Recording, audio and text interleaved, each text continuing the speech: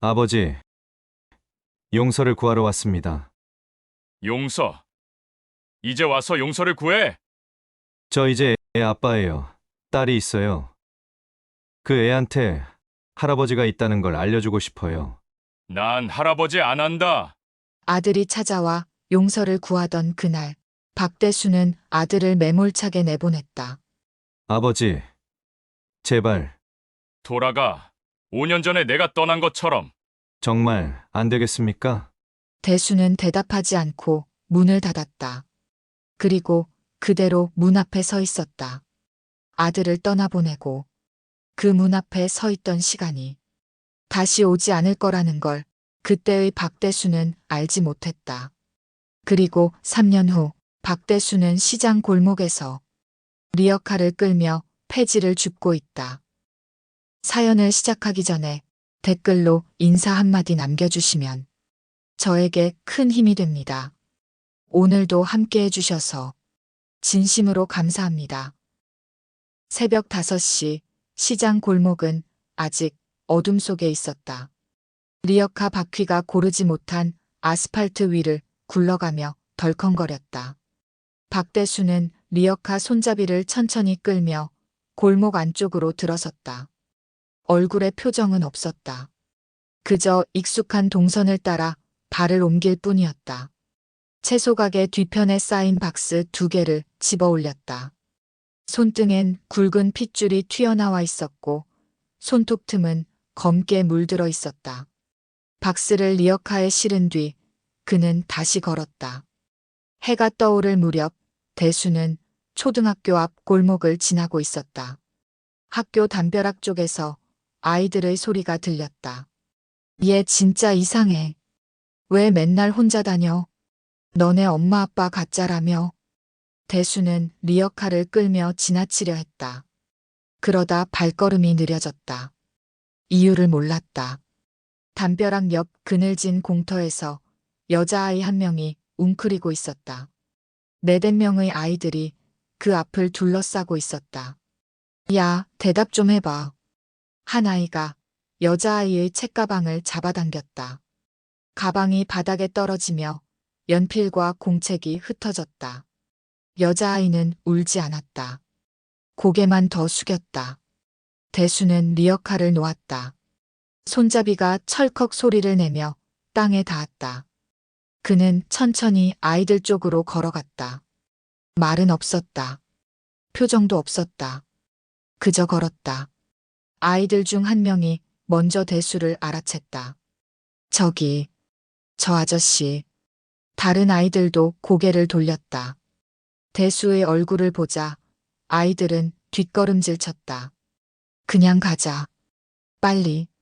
아이들은 순식간에 골목 밖으로 달아났다. 대수는 멈춰섰다.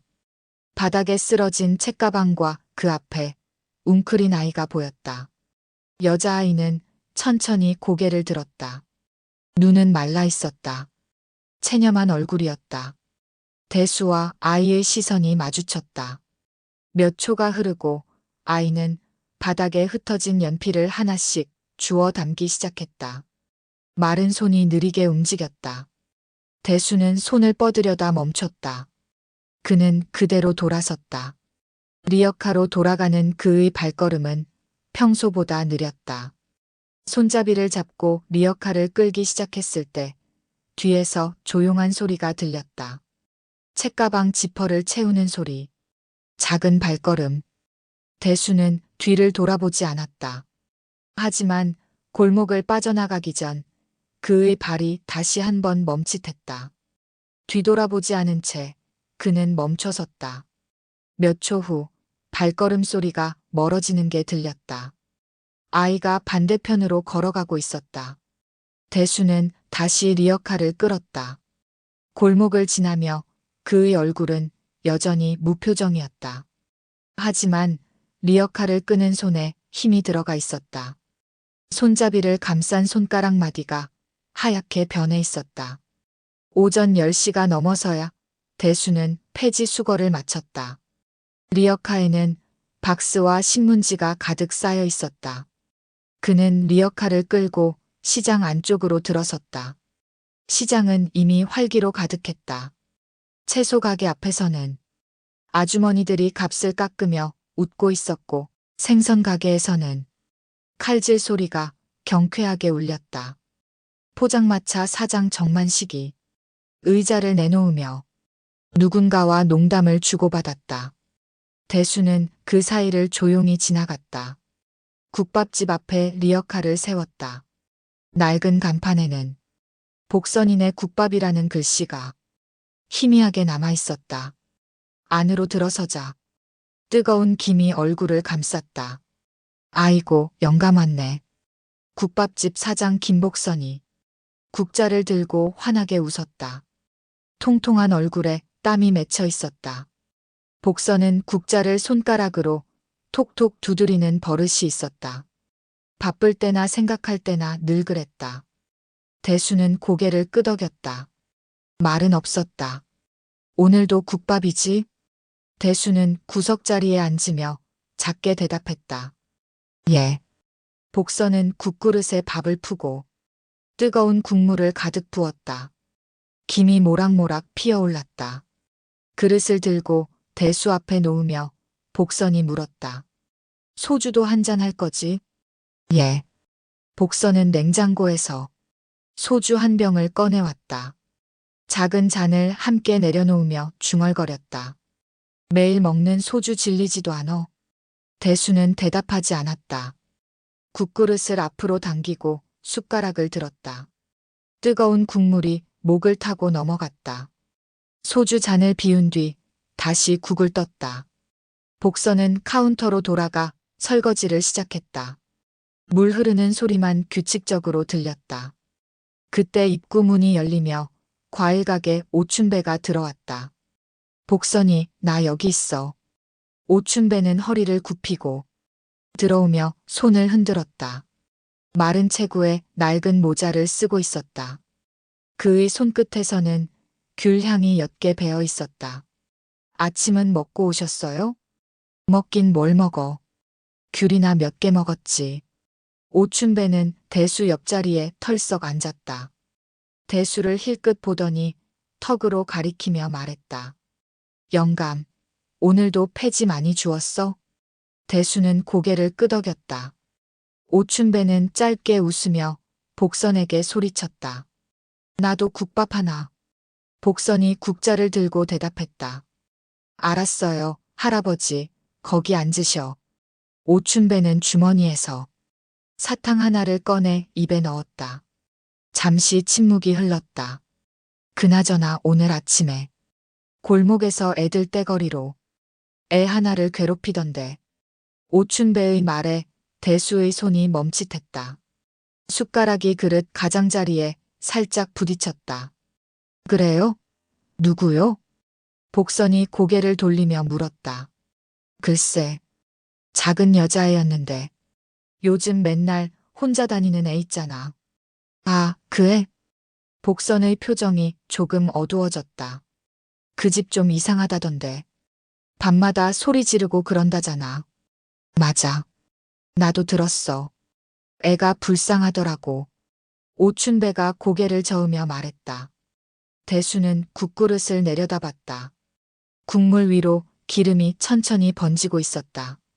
근데 그 애 누가 키우는 거야? 복선이 물었다. 친척인가 뭔가 정확히는 모르겠어. 근데 애를 제대로 안 챙기는 게 보여. 옷도 맨날 똑같고. 에휴, 요즘 세상에 그런 일이. 복선이 한숨을 쉬었다. 대수는 소주 잔을 다시 채웠다. 손이 미세하게 떨렸지만 아무도 알아채지 못했다.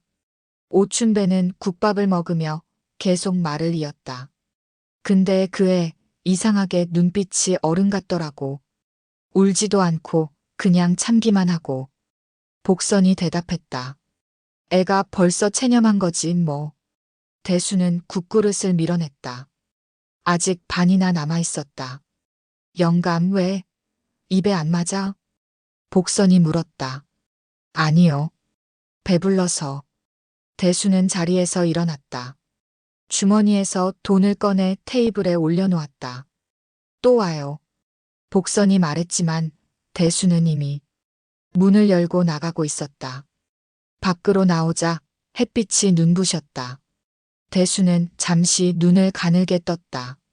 리어카를 끌고 시장 안쪽으로 걸었다. 사람들이 오가며 인사를 건넸지만 대수는 짧게 고개만 끄덕였다. 시장 끝자락 과일가게 앞을 지날 때였다. 멀리 골목 어귀에서 작은 그림자가 보였다. 서하였다. 아이는 혼자 걷고 있었다. 가방을 메고 천천히 골목을 빠져나가고 있었다. 대수의 발걸음이 느려졌다. 아이는 뒤를 돌아보지 않았다. 그저 앞만 보며 걸었다. 대수는 리어카를 끌며 그 뒷모습을 따라 시선을 보냈다. 아이가 모퉁이를 돌아 사라질 때까지 그는 그대로 서 있었다. 그제서야 대수는 다시 걸었다. 하지만 손 안에 쥔 리어카 손잡이는 어제보다 더 무겁게 느껴졌다. 며칠이 지났다. 대수는 새벽에 리어카를 끌고 시장 골목을 돌았다. 채소 가게 뒤편을 지나 골목 모퉁이에 이르렀을 때였다. 리어카 위에 작은 박스 2개가 놓여 있었다. 대수는 멈춰섰다. 박스는 깨끗하게 접혀 있었다. 주변을 둘러봤지만 아무도 없었다. 그는 박스를 들어 올렸다. 손 안에서 박스의 무게를 느꼈다. 잠시 그대로 서 있다가 리어카에 실었다. 다음 날 아침도 같았다. 리어카에 박스 1개가 놓여 있었다. 이번에는 신문지 몇 장도 함께였다. 대수는 고개를 들어 골목 안쪽을 살폈다. 멀리서 작은 그림자가 모퉁이를 돌아 사라졌다. 그는 박스를 집어들었다. 모서리를 손가락으로 훑었다. 정성스럽게 접혀 있었다. 리어카에 박스를 실고 다시 걸었다. 그날 이후 대수는 새벽마다 박스가 올려져 있을까? 골목을 한 번 더 보게 되었다. 사흘째, 대수는 리어카 옆에서 잠시 기다렸다. 해가 떠오를 무렵 서하가 나타났다.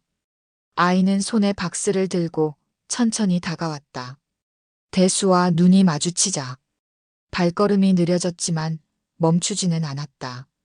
서하는 박스를 리어카 위에 조용히 올려놓았다. 고개를 숙인 채 돌아섰다. 대수는 아무 말도 하지 않았다.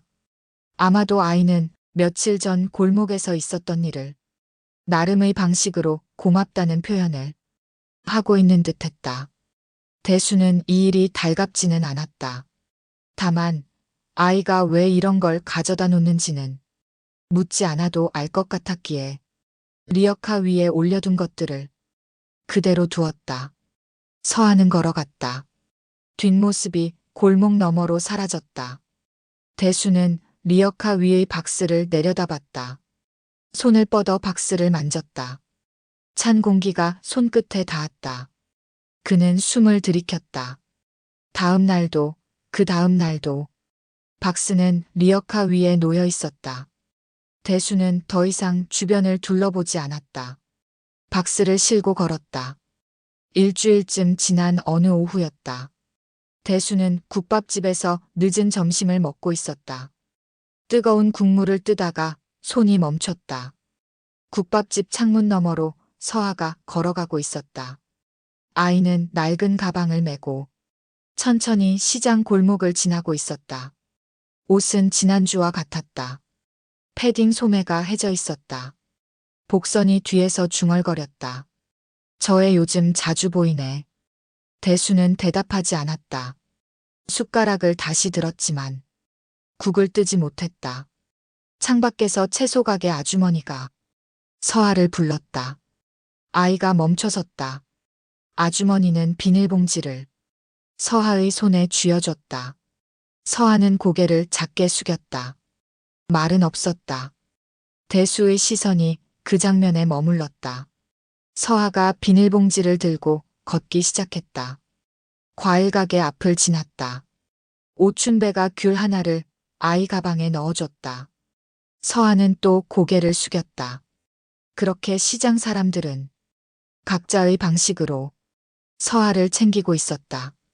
대수는 숟가락을 내려놓았다. 국그릇 위로 김이 식어가고 있었다. 영감, 왜 안 먹어? 복선이 물었다. 배불러요. 대수는 자리에서 일어났다. 돈을 테이블에 놓고 밖으로 나왔다. 서한은 이미 골목 저편으로 걸어가고 있었다. 작은 뒷모습이 점점 멀어졌다. 대수는 리어카를 끌고 반대편으로 걸었다. 손잡이를 쥔 손에 힘이 들어갔다. 저녁 무렵이었다. 대수는 골목 구석에서 폐지를 정리하고 있었다. 끈으로 신문지 묶음을 동여매는데 뒤에서 발소리가 들렸다. 작은 발소리였다. 돌아보지 않았다. 하지만 숨소리가 가까워지는 걸 느꼈다. 서하가 리어카 옆에 박스 하나를 조용히 내려놓았다. 대수는 손을 멈추지 않았다. 끈을 당겨 묶었다. 서하는 그대로 서 있었다. 몇 초가 흘렀다. 대수는 천천히 고개를 돌렸다. 서하가 바닥에 앉아 흩어진 신문지를 모으고 있었다. 말은 없었다. 아이의 손이 신문지를 한 장씩 모았다. 손목에 희미한 멍자국이 보이고 옷깃이 해져 있었다. 대수는 시선이 서하의 멍자국에서 멈춰 있었다. 서하는 신문지를 차곡차곡 쌓았다. 천천히 조심스럽게. 두 사람은 말없이 폐지를 정리했다. 바람이 불었다. 신문지 한 장이 날아가려 했다. 서하가 재빨리 손을 뻗어 눌렀다. 대수는 끈을 묶으며 아이의 옆모습을 힐끗 보았다. 아이는 고개를 숙인 채 움직였다. 해가 기울었다. 골목의 그림자가 길게 드리웠다. 대수는 마지막 폐지 묶음을 리어카에 실었다. 서하는 일어서서 손을 털었다. 그 일은 어느새 서하의 일상 한쪽에 조용히 자리 잡고 있었다. 두 사람은 서로를 보지 않았다. 서하가 먼저 걸음을 옮겼다. 천천히 골목 밖으로 나갔다. 대수는 리어카 손잡이를 잡았다. 손 안에서 쇠 손잡이의 차가움이 느껴졌다. 그는 서하가 사라진 골목 쪽을 바라봤다. 손잡이를 쥔 손이 조금 떨렸다. 대수는 리어카를 끌고 걷기 시작했다. 발걸음은 평소와 같았지만 리어카는 오늘따라 조금 더 무겁게 느껴졌다. 그는 이유를 몰랐다. 대수는 국밥집 구석자리에 앉아 있었다. 늦은 오전이었다. 김이 모락모락 피어오르는 국그릇 앞에서 숟가락을 들었다. 국물을 떴다. 뜨거운 국물이 목을 타고 넘어갔다. 복선이 뒤에서 그릇을 닦으며 말했다. 영감, 오늘은 일찍 왔네. 대수는 고개를 끄덕였다. 말은 없었다. 국그릇을 내려다봤다. 국물 위로 파가 떠 있고 기름이 천천히 번졌다. 숟가락을 다시 들었다. 손이 멈췄다. 국그릇 너머 벽에 낡은 달력이 걸려 있었다. 날짜가 빼곡히 적혀 있었다. 대수는 달력을 바라보다 숨을 들이켰다. 내쉬었다. 그의 머릿속에 오래 묻어둔 장면 하나가 떠올랐다. 35해 전. 산부인과 복도는 하얗고 차가웠다. 젊은 박대수는 벽에 기대 서 있었다. 30대 중반의 얼굴은 굳어 있었고 손은 주먹을 쥐었다 펴기를 반복했다. 분만실 문이 열렸다. 간호사가 나왔다. 보호자분. 대수가 고개를 들었다. 아드님 건강하게 태어나셨습니다. 그런데 간호사의 목소리가 낮아졌다. 산모께서 출혈이 심해서 지금 응급처치 중입니다. 대수의 얼굴이 하얗게 변했다. 1시간이 지나고 2시간이 지났다. 의사가 나왔다. 고개를 저었다. 대수는 그 자리에 주저앉았다. 아무 소리도 나오지 않았다. 다만 고개를 떨구고 바닥을 응시했다. 간호사가 아기를 안고 나왔다. 대수는 천천히 고개를 들어 하얀 포대기에 쌓인 작은 얼굴이 보였다.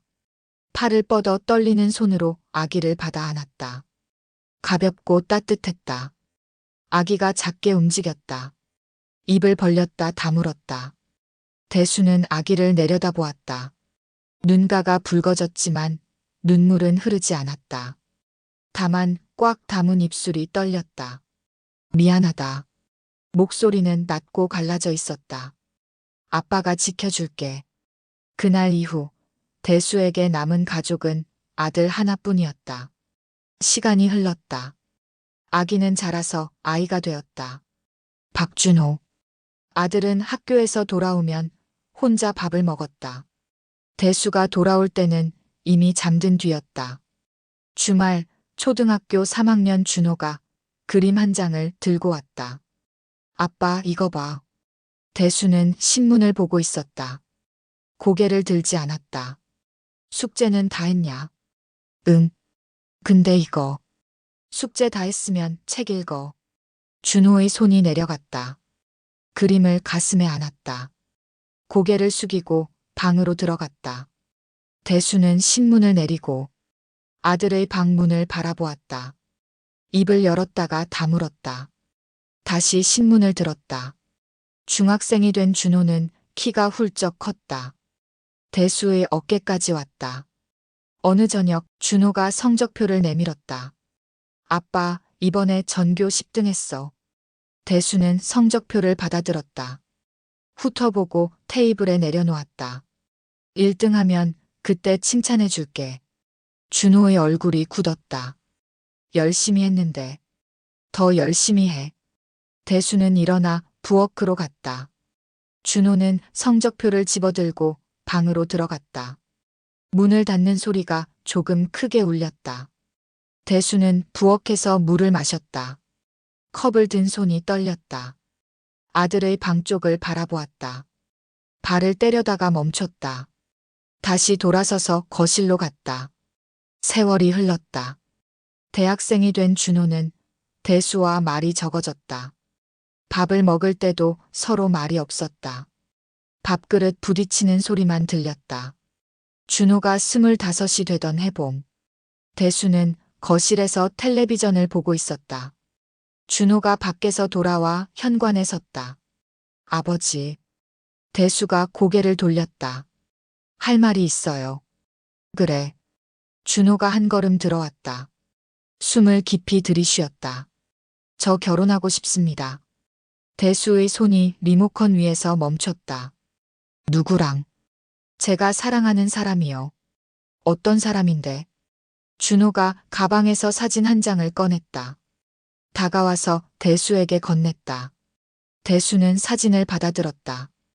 단정한 얼굴의 여자가 웃고 있었다. 옆에 준호가 서 있었다. 괜찮은 사람입니다. 착하고, 집안은 평범해요. 아버지랑 어머니 계시고, 직업은 간호사예요. 대수는 사진을 테이블에 내려놓았다. 안 돼. 준호의 얼굴이 굳었다. 왜요? 넌 아직 어려. 25인데요. 사회생활도 제대로 못 해봤잖아. 제 인생이에요. 대수가 자리에서 일어났다. 내가 너 키우느라 얼마나 고생했는데. 내가 뭘 안다고. 아버지는 저 한 번도 제대로 안 봤잖아요. 목소리가 커졌다. 뭐, 제가 뭘 좋아하는지, 뭘 힘들어하는지 한 번이라도 물어본 적 있어요? 먹여주고 입혀주고 학교 보낸 게 모자라? 저는 그게 아니라. 준호의 목소리가 떨렸다. 한 번이라도 잘했다고, 괜찮다고 말해주길 바랐어요. 근데 아버지는. 그만해. 대수의 목소리는 차갑고 낮았다. 이제 제 인생 살 거예요. 결혼할 겁니다. 내 눈에 흙이 들어가기 전엔 안 돼. 두 사람은 서로를 바라봤다. 짧은 침묵이 흘렀다. 그러자 준호가 먼저 돌아섰다. 방으로 들어가 짐을 챙겼다. 30분 뒤 그는 가방을 들고 나왔다. 아버지 전화 가겠습니다. 대수는 아무 대답도 하지 않았다. 그저 창밖만 바라볼 뿐이었다. 잠시 후 현관문이 열리고 닫히는 소리가 났다. 준호가 나간 것이다. 대수는 그 자리에 서 있었다. 창밖으로 아들이 골목을 걸어 나가는 게 보였다. 가방을 든 뒷모습이 점점 작아졌다. 손을 들어 창문을 두드리려다가 멈췄다.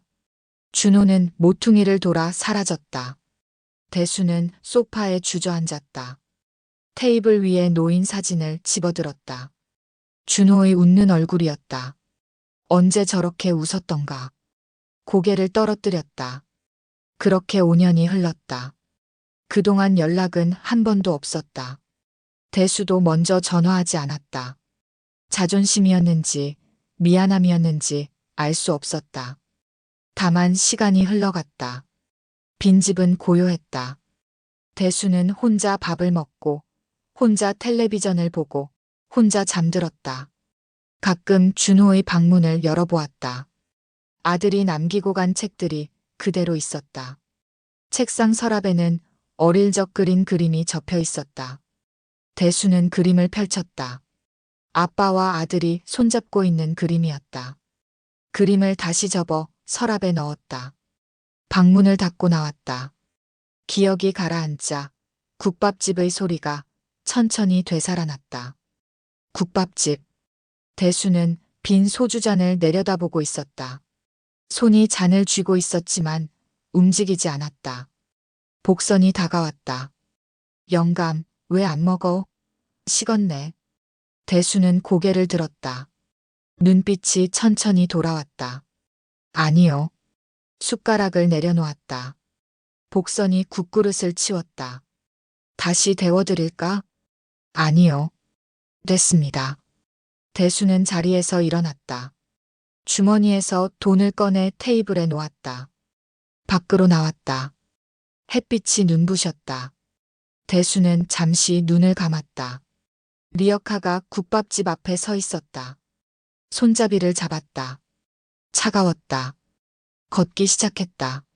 시장 골목을 지나며 사람들의 목소리가 들렸다. 복선과 오춘배가 국밥집 앞에서 이야기하고 있었다. 요새 대수 씨 좀 이상해 보이지 않아? 원래 말이 없긴 한데 요새 더 그런 것 같아. 대수는 리어카를 끌며 지나갔다. 두 사람이 고개를 돌렸지만 대수는 보지 않았다. 골목 끝에 이르렀을 때였다. 멀리서 작은 그림자가 보였다. 서하였다. 아이는 가방을 메고 천천히 걷고 있었다. 옷은 지난주와 같았다. 패딩 소매에 구멍이 났다. 대수는 걸음을 멈췄다. 서하가 모퉁이를 돌아 사라졌다. 대수는 그 자리에 한참을 서 있었다. 손 안에서 리어카 손잡이가 느껴졌다. 숨을 깊게 들이켰다. 그리고 다시 걷기 시작했다. 발걸음은 평소보다 무겁게 느껴졌다. 저녁이었다. 대수는 포장마차 앞을 지나고 있었다. 리어카를 끌며 천천히 걸었다. 대수 씨. 정만식이 포장마차 안에서 손을 흔들었다. 잠깐만 들어와요. 대수는 멈춰섰다. 잠시 망설이다가 리어카를 세워두고 포장마차로 들어갔다. 소주 한 잔해요. 정만식이 잔을 내밀었다. 대수는 고개를 저었다. 됐습니다. 에이, 한 잔만. 오늘 장사 잘 됐어. 정만식은 대수 앞에 잔을 놓고 소주를 따랐다. 대수는 잔을 들었다. 한 모금 마셨다. 대수 씨는 가족 없어요? 정만식이 물었다. 대수는 잔을 내려놓았다. 대답하지 않았다. 아, 미안. 괜히 물었네. 정만식이 손사래를 쳤다. 나도 혼자 살아서. 그냥 궁금했네. 대수는 잔을 비웠다. 일어서려 했다. 사실 말이야. 정만식이 말을 이었다. 나 작년에 동생이랑 싸웠거든. 진짜 크게. 근데 올해 초에 연락 왔어. 용서해달라고. 대수의 손이 테이블 위에서 멈췄다. 처음엔 안 받았어. 자존심 상하고. 근데 나중에 생각해보니까 그게 뭐가 중요해. 가족인데. 더 일찍 받아줄 걸 후회가 되더라고. 정만식은 소주를 한 잔 더 따르며 말했다. 그래서 오늘 낮에 동생이랑 밥을 먹었는데 기분이 너무 좋지 뭐야. 대수는 고개를 들어 정만식을 봤다. 그리고 천천히 일어났다. 잘 들었습니다. 포장마차를 나왔다. 왜 벌써 가? 좀 더 먹고 가지 참. 정만식을 뒤로 한 채 대수는 리어카를 끌고 걷기 시작했다. 정만식의 말이 귓가에 맴돌았다. 그게 뭐가 중요해? 가족인데. 더 일찍 받아줄 걸 후회가 되더라고. 발걸음이 느려졌다. 골목 모퉁이에서 멈춰섰다. 대수는 하늘을 올려다봤다. 어두운 하늘에 별이 보이지 않았다. 숨을 깊게 들이켰다. 3년 전 겨울이었다. 대수는 거실에 앉아 저녁 뉴스를 보고 있었다. 혼자였고 집은 조용했다. 초인종이 울리고 대수는 고개를 들었다. 텔레비전을 끄고 일어나 현관으로 갔다. 문을 열었다. 문 앞에 남자가 서 있었다. 30대 초반. 코트를 입고 있었다. 아들 박준호였다. 대수는 굳어버렸다. 손이 문고리를 쥐고 있었다. 준호도 멈춰 있었다. 두 사람은 서로를 바라봤다. 아버지. 준호의 목소리는 낮았다. 대수는 대답하지 않았다. 오랜만입니다. 준호가 한 걸음 다가섰다. 할 말이 있어서 왔습니다. 대수는 여전히 말이 없었다. 준호는 뒤를 돌아봤다. 골목 입구에 차 한 대가 서 있었다. 차 안에서 여자와 작은 아이가 보였다. 지영이랑 애도 데려왔어요. 준호가 말했다. 차에서 기다리고 있습니다. 대수는 차를 바라봤다. 여자가 고개를 숙여 인사했다. 아이는 창문에 얼굴을 대고 있었다. 들어오라고 할까요? 준호가 물었다. 대수는 고개를 저었다. 왜 왔냐? 목소리는 차갑고 낮았다. 준호의 얼굴이 굳었다. 숨을 들이켰다. 용서를 구하러 왔습니다.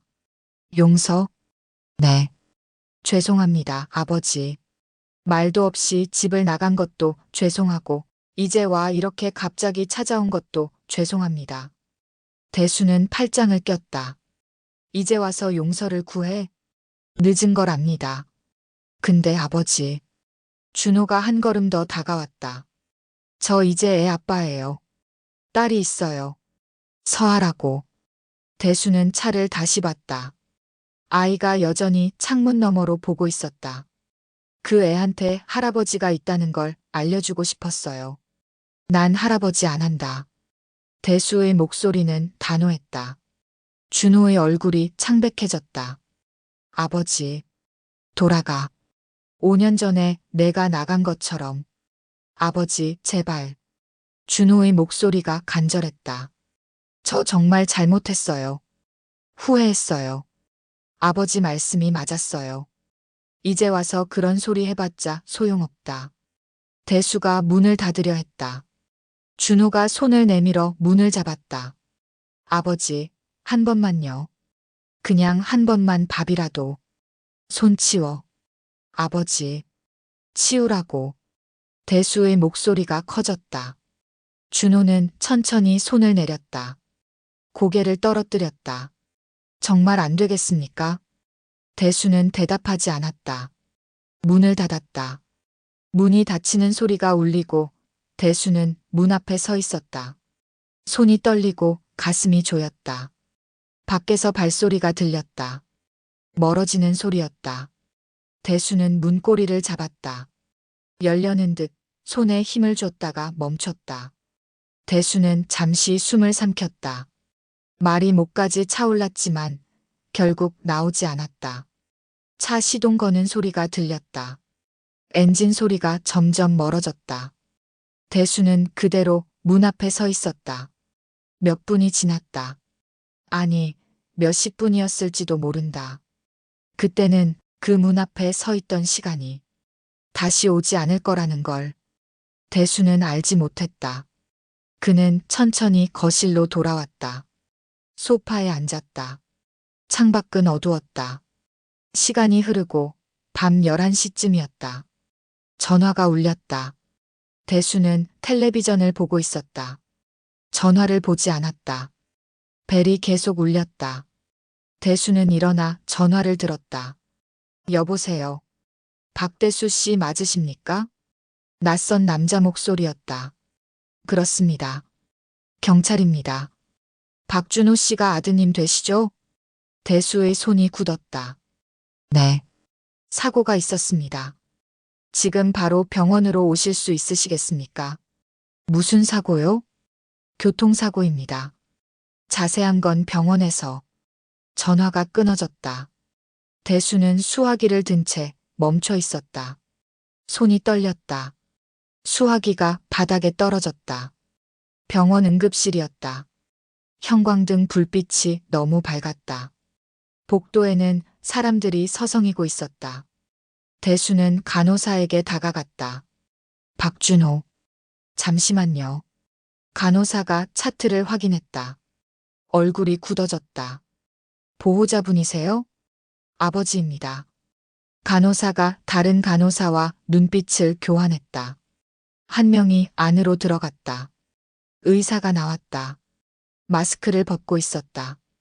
보호자분. 대수가 고개를 돌렸다. 의사는 입을 열었다가 잠시 멈췄다. 그리고 천천히 말했다. 유감입니다. 대수의 몸이 흔들렸다. 사고 당시 충격이 너무 컸습니다. 운전자 박준호 씨와 조수석에 타고 계셨던 윤지영 씨 모두. 의사의 말이 계속 이어졌지만 대수의 귀에는 들리지 않았다. 다리에 힘이 풀렸다. 벽에 손을 짚었다. 뒷좌석에 있던 아이는 살아남았습니다. 지금 검사 중입니다. 대수는 고개를 들었다. 입술이 떨렸다. 아이가. 네. 다행히 카시트가 충격을 줄여줬습니다. 대수는 아무 말도 하지 못했다. 잠시 앉아 계시겠습니까? 의사가 물었다. 대수는 고개를 저었다. 벽을 짚고 복도를 걸었다. 비틀거렸다. 벤치에 앉았다. 고개를 떨어뜨렸다. 손이 떨렸다. 온몸이 떨렸다. 아버지를 만나게 해달라고 했어요.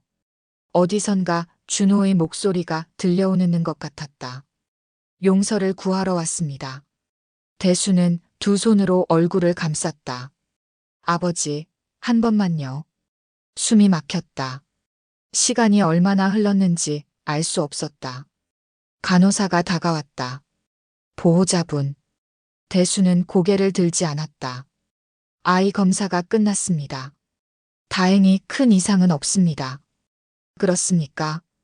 친족 관계 확인이 필요합니다. 서류 작성 좀.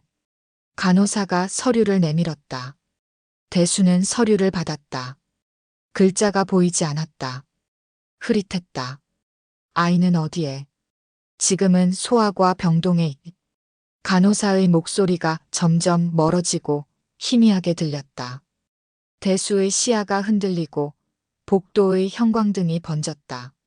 보호자분? 간호사의 얼굴이 가까워졌다. 입술이 움직였지만 소리는 들리지 않았다.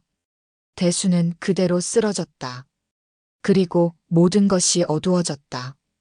6개월이 지났다. 대수는 천천히 눈을 떴다. 하얀 천장이 보였다. 병실이었다. 옆에서 간호사가 차트를 확인하고 있었다. 환자분 드디어 깨어나셨네요. 의사 선생님 부를게요. 간호사가 나갔다. 대수는 천장을 바라봤다. 고개를 돌릴 힘도 없었다. 의사가 들어왔다. 검사를 했다. 말을 했다. 과로와 극심한 스트레스로 뇌출혈이 와서 쓰러지신 겁니다.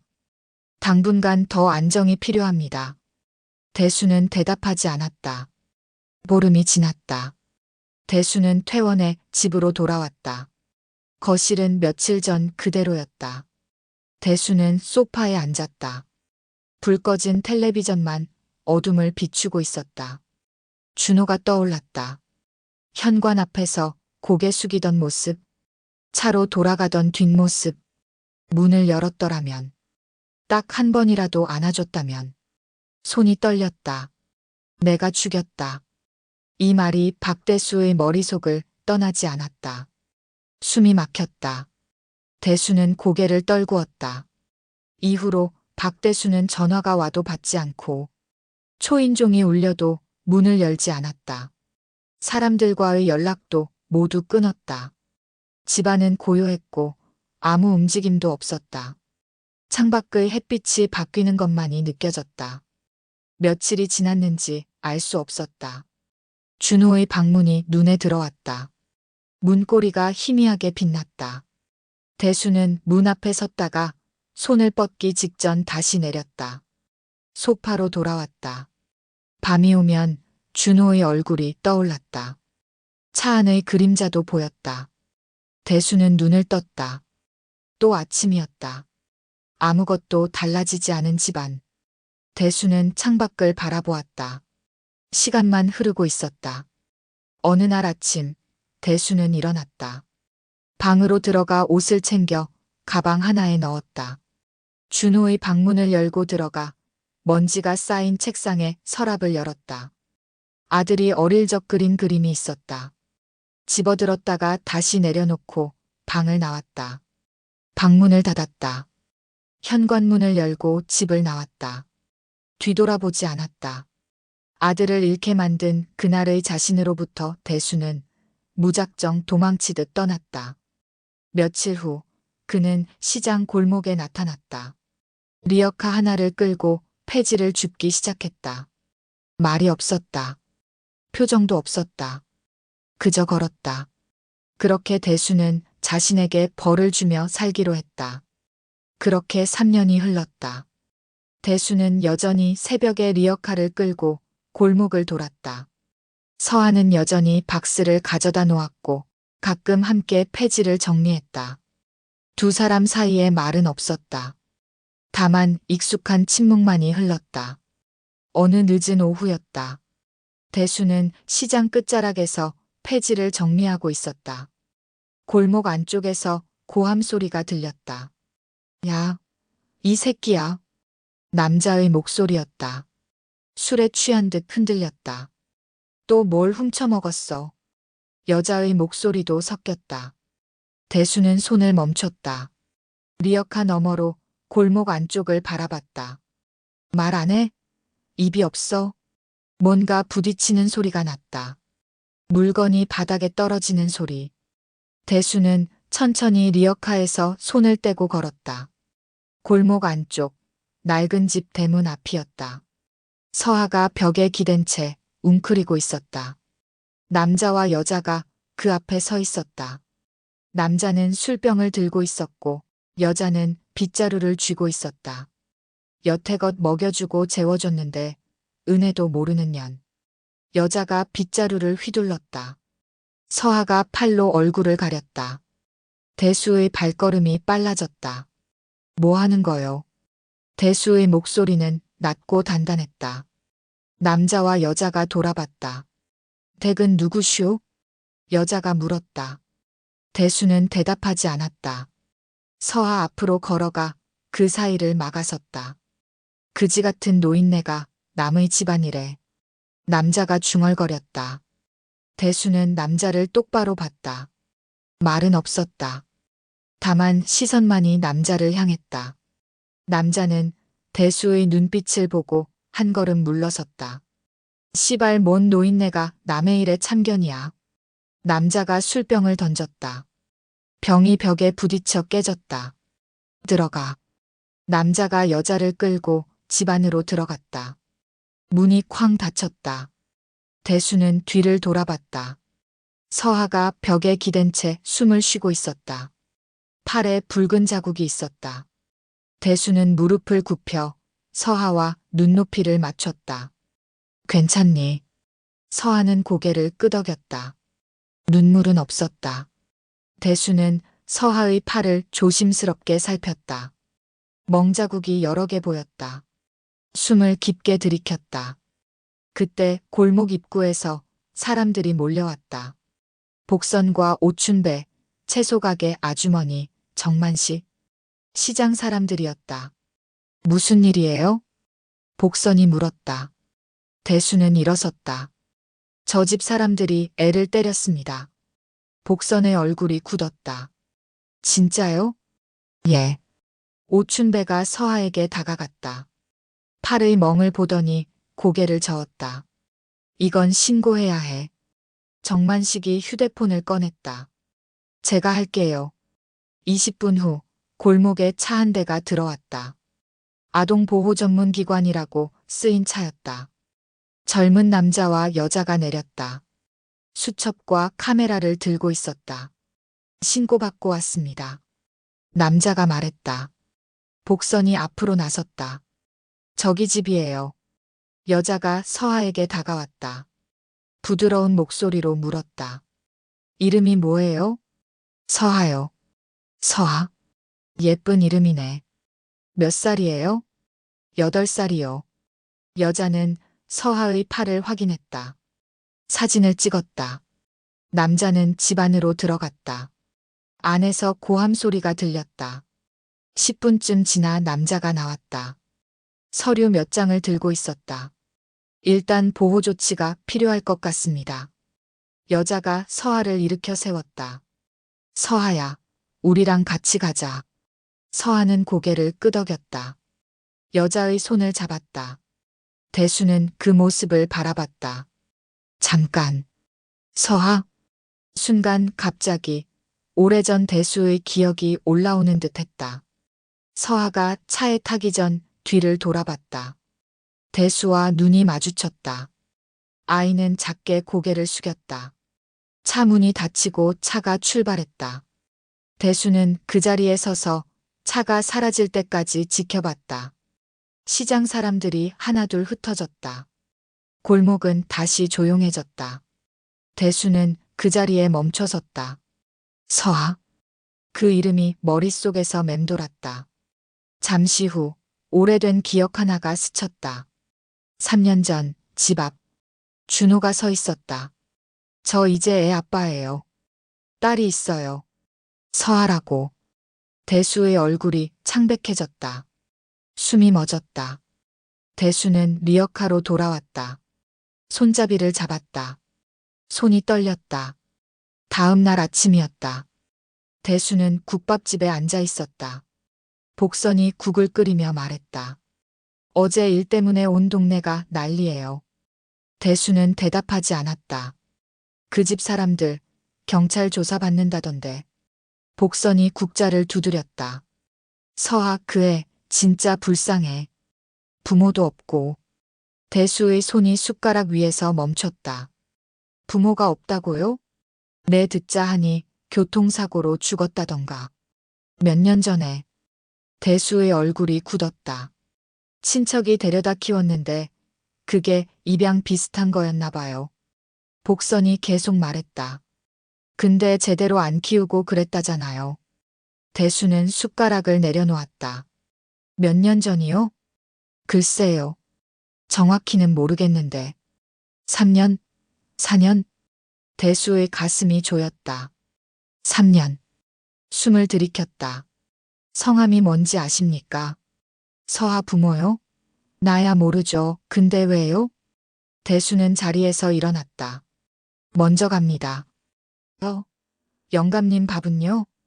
대수는 이미 밖으로 나가고 있었다. 구청이었다. 대수는 아동보호과 앞에 섰다. 안으로 들어갔다. 젊은 공무원이 컴퓨터를 보고 있었다. 무슨 일로 오셨어요? 어제 보호 조치된 아이가 있습니다. 박서하. 공무원이 고개를 들었다. 박서하요? 어떤 관계시죠? 그냥 동네 사람입니다. 궁금해서요. 죄송하지만 개인정보라서. 그럼 그 아이 부모님 성함이라도. 공무원이 난처한 표정을 지었다. 그것도 개인정보인데요. 대수는 잠시 침묵했다. 그리고 조용히 말했다. 제가 할아버지일 수도 있습니다. 공무원의 표정이 바뀌었다. 할아버지요? 확인하고 싶습니다. 공무원은 컴퓨터를 확인했다. 마우스를 몇 번 클릭했다. 박서하 양의 부모님은 박준호 씨와 윤지영 씨입니다. 대수의 몸이 굳었다. 박준호. 공무원의 목소리가 계속 들렸지만 대수의 귀에는 제대로 들어오지 않았다. 3년 전 교통사고로 돌아가셨고 서하 양만 생존했습니다. 대수는 벽에 손을 짚었다. 혹시 괜찮으세요? 공무원이 물었다. 대수는 고개를 저었다. 사진 좀 볼 수 있습니까? 사진이요? 부모님 사진. 공무원이 잠시 망설이다가 서류철을 꺼냈다. 사진 한 장을 책상 위에 놓았다. 대수는 사진을 내려다봤다. 준호였다. 옆에 여자가 서 있었다. 윤지영이었다. 두 사람 사이에 작은 아이가 있었다. 서하였다. 대수의 손이 떨렸다. 사진을 집어들었다. 서하의 얼굴, 눈매, 입술 모양. 준호를 닮았다. 아니, 자신을 닮았다. 대수의 다리에 힘이 풀렸다. 의자를 잡고 주저앉았다. 할아버지 맞으시네요. 공무원이 말했다. 대수는 사진을 내려다봤다. 손이 사진을 움켜쥐었다. 서하야. 목소리가 갈라졌다. 너 준호 딸이구나. 아들을 잃은 충격 속에서 정신없이 다른 곳으로 떠나보내야 했던 손녀였다. 그 아이를 이렇게 다시 만나게 될 줄은 대수는 꿈에도 생각하지 못했다. 공무원이 물 한 잔을 가져왔다. 대수는 받지 않았다. 사진만 바라봤다. 3년. 3년 동안 손녀를 몰라봤다. 3년 동안 바로 옆에 있었는데 대수의 눈가가 붉어졌다. 좋은 집에서 잘 살고 있을 줄만 알았다. 하지만 다시 만난 손녀의 모습 앞에서 대수의 숨이 막혀왔다. 손이 떨렸다. 가슴 깊은 곳에서 무언가가 치밀어 올랐다. 오래 멈춰있던 심장이 다시 뛰기 시작했다. 이틀이 지났다. 대수는 아동보호센터 앞에 서 있었다. 새벽부터 나와 기다렸다. 리어카는 시장에 두고 왔다. 센터 문은 아직 닫혀 있었다. 대수는 벤치에 앉았다. 손을 무릎 위에 올려놓고 기다렸다. 해가 떠올랐다. 아침 9시쯤 센터 문이 열렸다. 젊은 여자가 나왔다. 어르신, 누구 기다리세요? 박서하. 서하요? 혹시 가족분이세요? 할아버지입니다. 여자의 표정이 부드러워졌다. 안으로 들어오세요. 대수는 천천히 일어났다. 센터 안으로 들어갔다. 복도는 깨끗했다. 벽에 아이들 그림이 붙어 있었다. 상담실이었다. 젊은 여자가 의자를 권했다.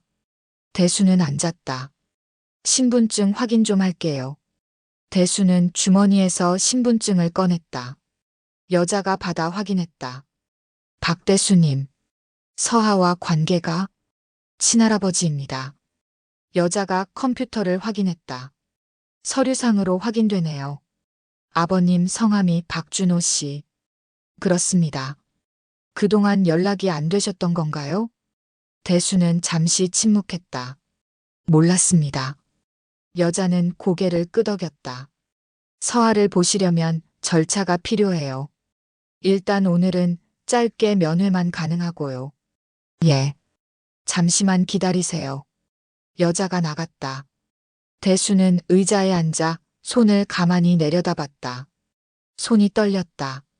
문이 열리고 서하가 들어왔다. 아이는 깨끗한 옷을 입고 있었다. 머리가 단정하게 묶여 있었다.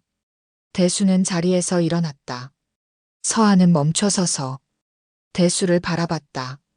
두 사람은 말없이 서로를 봤다. 대수는 천천히 무릎을 굽혔다. 서하와 눈높이를 맞췄다. 서하야. 목소리가 떨렸다. 서하는 고개를 살짝 기울였다. 할아버지가 늦었다. 대수의 목소리는 낮고 갈라져 있었다. 미안하다. 서하는 아무 말이 없었다. 다만 대수를 바라봤다. 대수는 손을 뻗으려다 멈췄다. 주먹을 쥐었다 폈다를 반복했다. 할아버지가 지켜줄게. 서하의 눈빛이 흔들렸다. 이번엔 절대 놓치지 않을게. 서하는 한 걸음 다가왔다. 그리고 아주 작은 목소리로 말했다. 할아버지. 대수의 눈가가 붉어졌다. 입술이 떨렸다. 상담사가 옆에서 조용히 말했다. 오늘은 여기까지만 하시죠. 대수는 고개를 끄덕였다. 서하에게서 눈을 떼지 못했다. 다시 올게. 서하는 작게 고개를 끄덕였다. 대수는 천천히 일어났다. 상담실을 나왔다. 복도를 걸으며 뒤를 돌아봤다. 문 너머로 서하가 보였다. 밖으로 나오니 햇빛이 눈부셨다.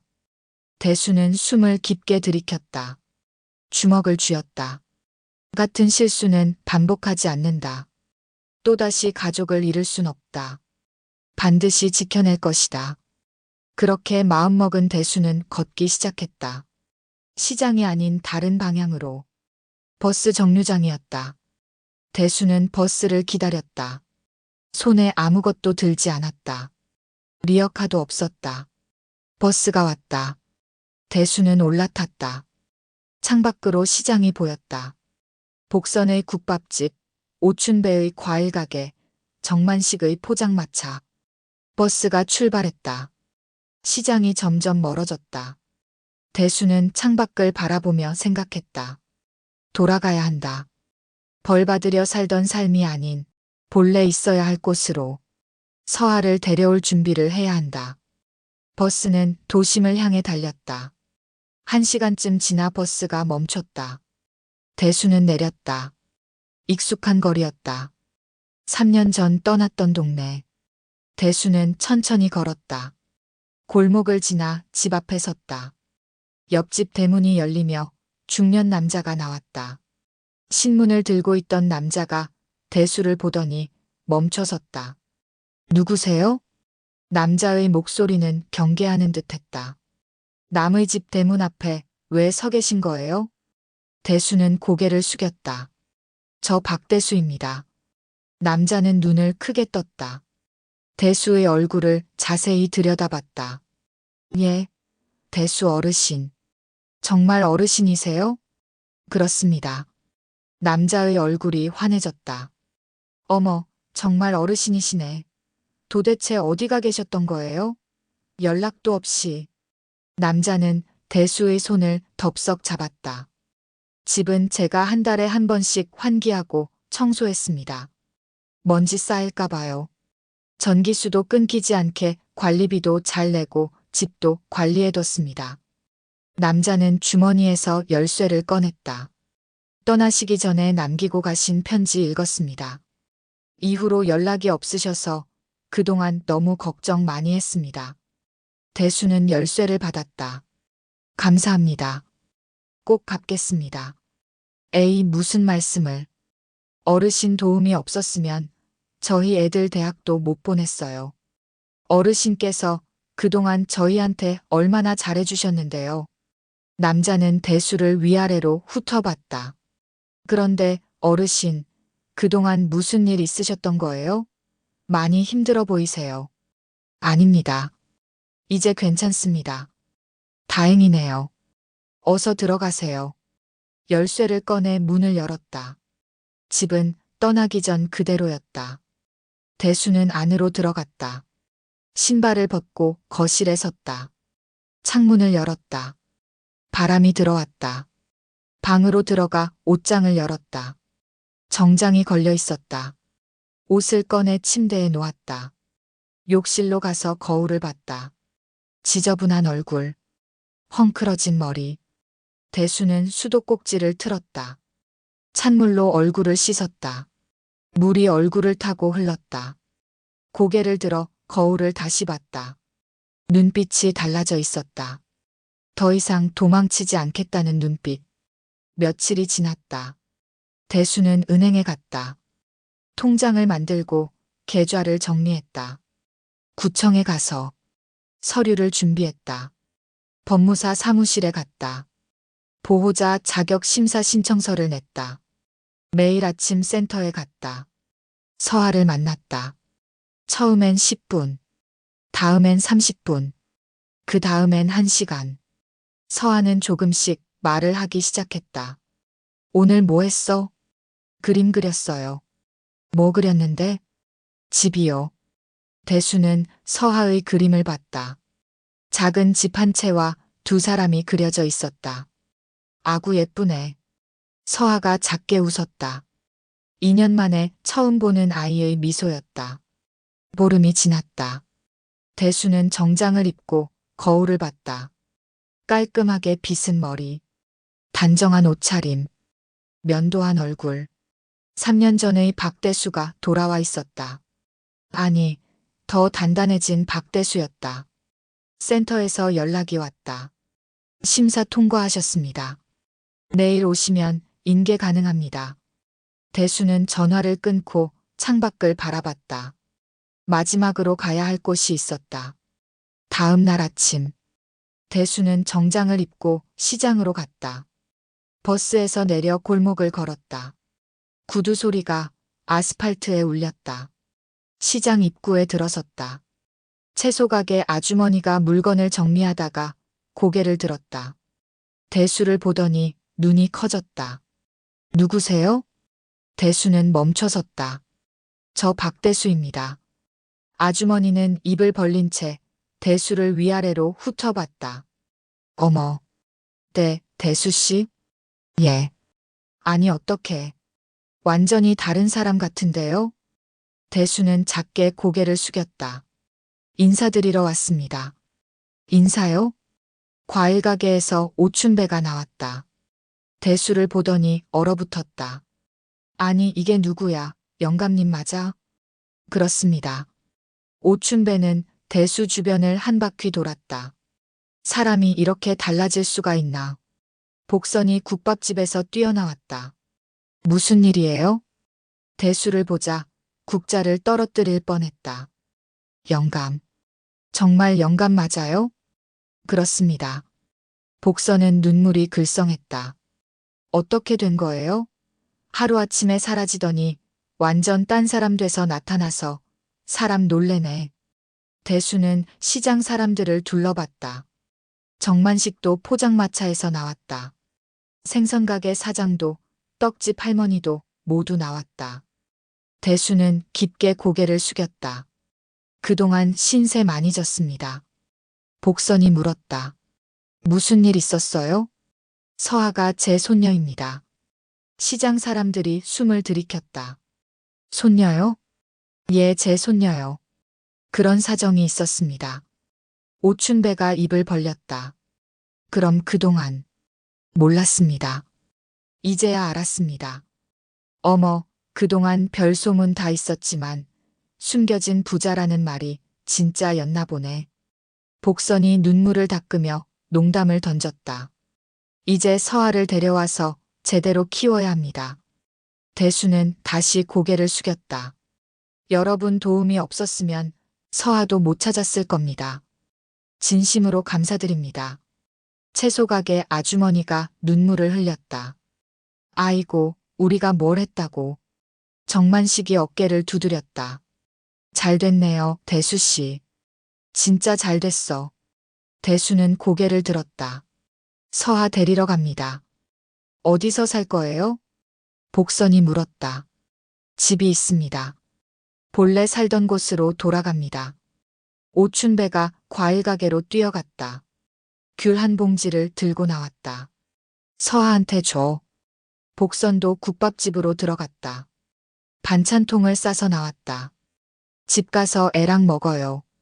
채소 가게 아주머니도 채소를 담았다. 정만식은 주머니에서 돈을 꺼냈다. 이건 서아 용돈. 대수는 손을 저었다. 됐습니다. 받아요. 우리 마음이니까. 사람들이 하나둘 물건을 가져왔다. 인형, 과자, 옷. 대수의 손에 비닐봉지가 가득 들렸다. 여러분 정말 감사합니다. 대수의 목소리가 떨렸다. 복선이 웃으며 말했다. 서아한테 언제든 놀러 오라고 전해요. 예. 대수는 다시 한번 고개를 깊이 숙였다. 정말 감사합니다. 시장 사람들이 박수를 쳤다. 따뜻한 박수 소리가 시장에 울렸다. 대수는 고개를 들어 사람들을 봤다. 하나하나 얼굴을 기억했다. 다녀오겠습니다. 또 와요. 자주 와요. 언제든지 와요. 꼭. 서아 잘 키워요. 대수는 돌아서서 걸었다. 시장을 빠져나갔다. 뒤에서 복선의 목소리가 들렸다. 행복하세요. 대수는 멈춰서서 뒤를 돌아봤다. 손을 들어 흔들었다. 사람들도 손을 흔들었다. 센터 앞이었다. 대수는 안으로 들어갔다. 상담사가 웃으며 맞았다. 서아 기다리고 있어요. 예. 잠시 후 서아가 나왔다. 작은 가방을 메고 있었다. 대수는 무릎을 굽혀 서아를 봤다. 할아버지랑 이제 집에 가자. 서아는 고개를 끄덕였다. 대수가 손을 내밀었다. 서아가 손을 잡았다. 작고 따뜻한 손이었다. 두 사람은 센터를 나왔다. 버스 정류장으로 걸었다. 서아가 물었다. 할아버지, 집이 어디예요? 조금 멀어. 버스 타고 가야 해. 네. 버스가 왔다. 두 사람은 올라탔다. 대수는 서아를 창가에 앉혔다. 옆에 앉았다. 버스가 출발하고 서아는 창밖을 봤다. 지나가는 건물들, 나무들. 대수는 서아를 바라봤다. 손을 꼭 잡고 있었다. 1시간 후 버스가 멈췄다. 도착했다. 두 사람은 버스에서 내려 골목을 걸었다. 여기가 집이야. 대수는 문을 열었다. 집은 깨끗하게 정리되어 있었다. 들어가자. 서아는 천천히 안으로 들어가 거실을 둘러봤다. 할아버지 집이에요? 응. 이제 서아 집이기도 하지. 서아의 눈이 커졌다. 대수는 서아의 손을 잡고 방으로 갔다. 문을 열었다. 이게 서아 방이야.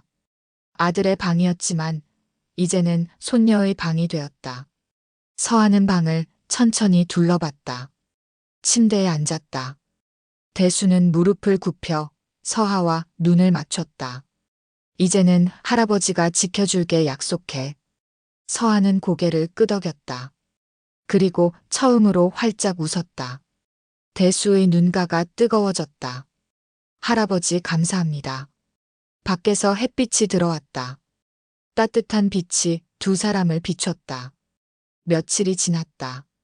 대수와 서아는 함께 시장에 갔다. 버스에서 내려 골목을 걸었다.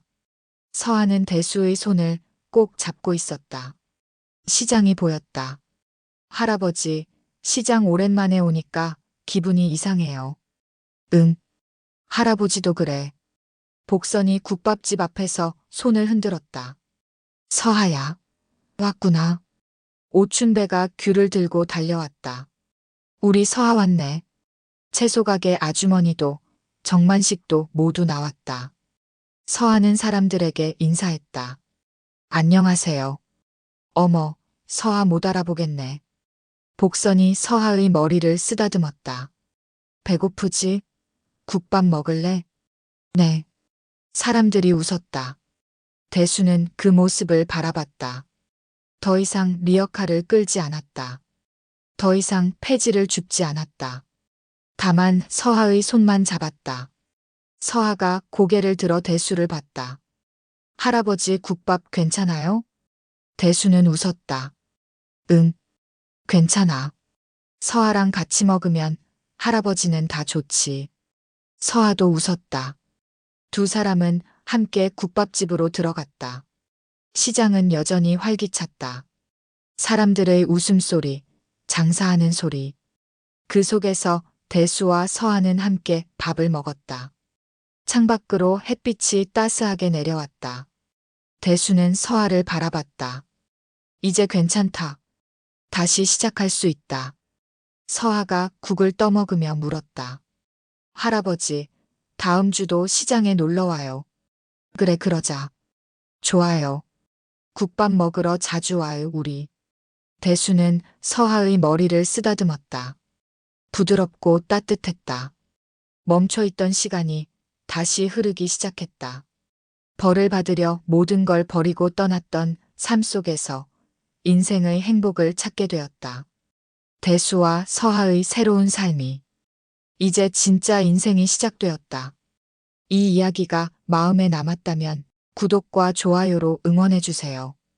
여러분들이 남겨주시는 댓글 한 줄 한 줄이 다음 이야기를 만드는 큰 힘이 됩니다. 항상 들어주셔서 감사합니다.